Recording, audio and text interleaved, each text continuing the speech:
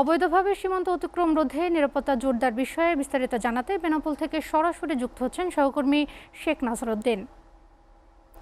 নাসির, সীমান্তে নিরাপত্তার সার্বিক পরিস্থিতি কেমন দেখছেন জানান।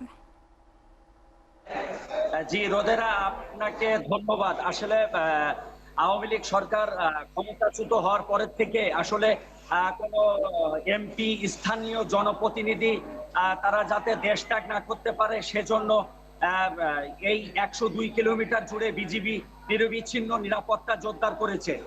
যেমনটা আমাকে জানিয়েছেন ২১ বিজিবির লেফটেন্যান্ট কর্নেল খুরশিদ আনোয়ার, তিনি আমাকে জানিয়েছেন খুলনার অধীনস্থ খুলনা সেক্টরের অধীনস্থ যে ৩৫ কিলোমিটার সীমান্তে পুটখালী, অগ্রভুলট, কাইবা, রুদ্রপুর এসব জায়গাতে অনুপ্রবেশের বিগত আমলে অভিযোগ আছে।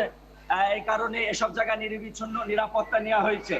আর বেনাপোল ইমিগ্রেশন সূত্রে যতটুকু ওসি আজহারুল ইসলাম আমাকে জানিয়েছেন, প্রায় এই ৫ দিনে প্রায় ৪,০০০-এর কাছে যাত্রী তারা দুই দেশের মধ্যে যাতায়াত করেছে। তবে আমি প্যাসেঞ্জার টার্মিনালের নিচে আছি, এখানে বিজিবির গোয়েন্দা নজরদারি, ইমিগ্রেশন এখানে চোখে পড়ার মতো। শুধু মেডিকেল যাত্রী ছাড়া এখান থেকে কেউই ভারতে যেতে পারছে না।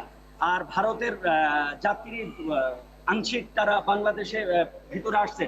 তবে আপনাকে বলি যে সীমান্ত এলাকা বিএসএফ তাদের অংশে কারফিউ জারি করেছে বলে যেটা আমাদের কাছে তথ্য আছে। নিরবিচ্ছিন্ন কারফিউ বিএসএফ তারা ওপাশে ব্যবস্থা করেছে। এই ছিল বেনাপোল স্থলবন্দর থেকে।